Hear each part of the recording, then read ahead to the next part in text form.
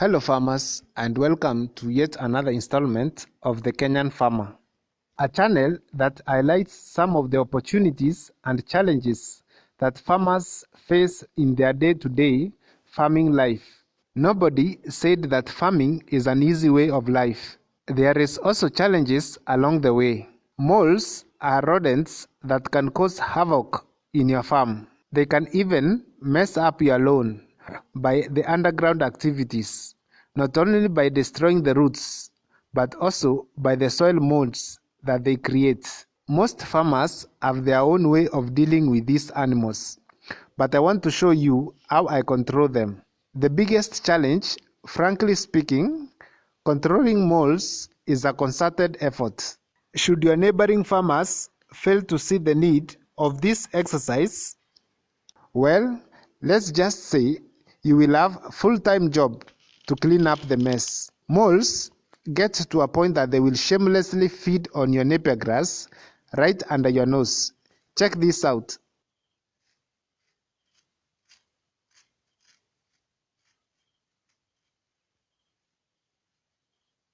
Have you seen that? Can't imagine. So, my first method of control, chemical method. I will use some potatoes. These are also moles' favorite snack. You dissect the potato into half, after which you carve an area at the middle of the pieces. This creates a room for the poison.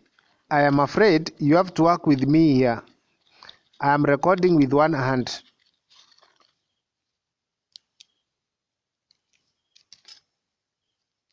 The good thing with this company is that there is a plastic spoon to do the application. I will use this plastic spatula for application. The idea is to apply the poison at the middle, in the groove that you made, just like a guy applying butter on a piece of bread.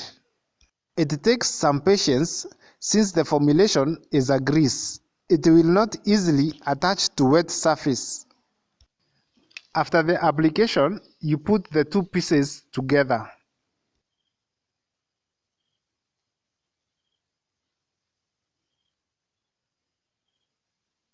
Now, to ensure that the potato remains intact, I will use a thin sharp stick to bind the pieces together. The stick should go through the two pieces.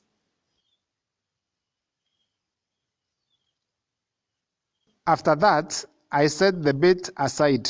And now it's time to open up the mole's house so that we can place the bait inside the tunnels. With experience, you get to know where to place the bait. Why should this matter? Well, it is because this animal migrates from time to time, especially at night. Of course, you aim for areas with moles with fresh soil, showing some recent signs of activity. And you don't want to waste your time placing a bait in an empty house. You know, it's interesting to know that even a Christian is tempted with the things he or she cannot easily say no to, unless by the guidance of the Holy Spirit. Moles really love tubers, I must say. It's just one of their many weaknesses. Lately, there is something interesting that I have noted. Some moles will not take this bait.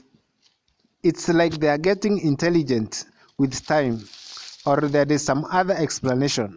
I remember the other day a friend had explained how he resorted to flooding the tunnels with water after being frustrated by this method. And he was successful when the mole popped out of the tunnel to avoid suffocation. I can't guarantee that one method will work for you.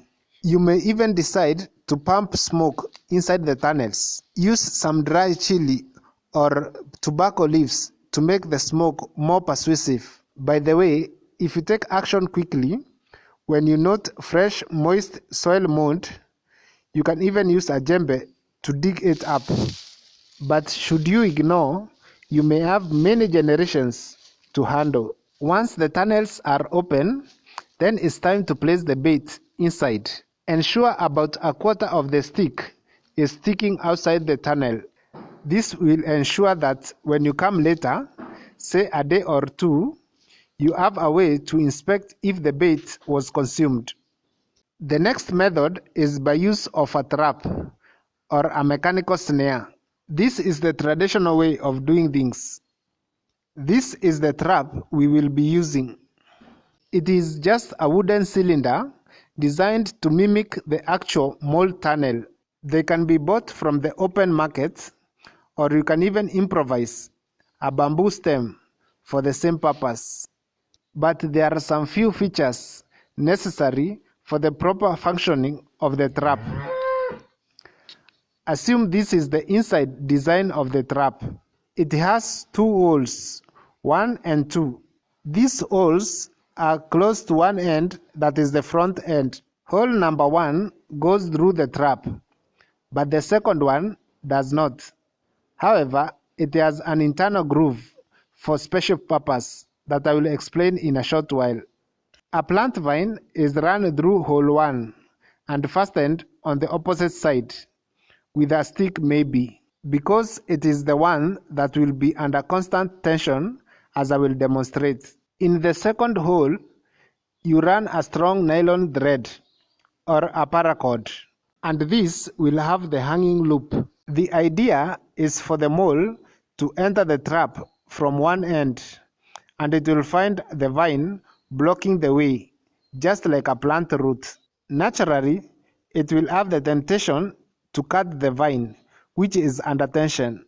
And by doing this costly mistake, that will be the last day for the mole, because the nylon loop lined in the groove will strangle the mole to death. The wages of sin. Okay, let's go to the field so that I can demonstrate this and have some fun. This is the trap I was talking about. Can you see the two holes?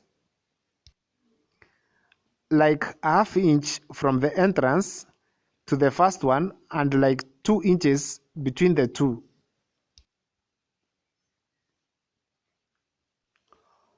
Only one hole goes through the trap, as you can see. Now, I will use a vine from this African yam to run through the trap. This is a natural cord, and the mole cannot detect it or smell anything odd. In fact, it will appear just like a root and easy to cut. You cannot use synthetic thread for this part for this reason. To prepare the vine, you can remove the leaves and any branches or thorns. After you are done, then it's time to fix the vine into its position. Let me see if I can do it by one hand. At the opposite end, I will tie a stick so that the vine cannot pull back when under tension. Just like that. See? That was easy. The next step involves installing the hanging loop and then hiding it in the groove. What I am doing here is to get moist soil or clay so that I can disguise or hide the loop into the internal groove.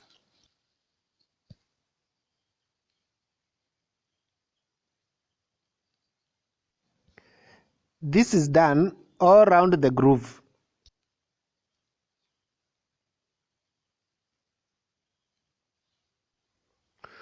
Once you are done, you should get a strong fresh stem or a branch from the trees. It has to be fresh to be flexible, since some form of flexibility is required when bending. The total length of the branch is about 5 feet, and these are the stems or branches that I have chosen. I have sharpened the lower end to make it easy to drive into the soil. I estimate a distance of around 3 feet from the open end of the tunnel, and then I use my body weight to drive the branch about a foot into the soil. After all said and done, it's time to check if the branch will bend to about a foot above the hole, and the flexibility, of course. Yeah, now that's what I'm talking about. We are in business. Now, the next thing is to take the trap carefully, not pulling the threads, especially the one with the loop. Set it to align with the tunnel as perfectly as possible. Each time, you have to ensure that the vine and the loop is not under any tension. You can then backfill the soil once you're sure the trap is in place. I like to start by covering the trap with a thin layer of leaves or grass so that the soil will not get inside while I am backfilling. Ensure with each layer of the soil you compact the best way you can. In dry soils or sandy soils that are not easy to compact, you can improvise some hooks to hold the trap before backfilling the soil. The idea is to get it right the first time. Should the animal break loose from the trap, then your chances of getting it the second time goes down drastically. After backfilling, then you bend the stem to about 1 foot and then fasten the vine fast. Keep your face clear from the reflex angle of the branch. If by mistake the branch slips, then this can be deadly. You will have evidence of kinetic energy on your face. Occupational hazards, they call it. Be careful or be sorry. If you did your soil compaction part well, then the tension will not pull up your trap. Now, the last thing is to tie the nylon thread around the same branch. Note that this is the last step, and in no way should this thread be under any tension. Anyway, if you get to this point without injuries or mishaps, then you are a certified scout. You should even be a surgeon or even setting landmines in the military. Easier said than done, huh? In my macadamia video, I introduced you to my friend Delilah. Well, she can actually catch moles with amazing precision. She will lay patiently waiting next to a fresh soil mound, and if she detects any unauthorized subterranean activities, she knows when to pounce on a mole before a blink of an eye. But I guess that's the kind of stuff you can watch on National Geographic. I hope you have learned something. You can also support my online work via the link in the description of this video. Thank you for watching. See you in the next video and God bless you.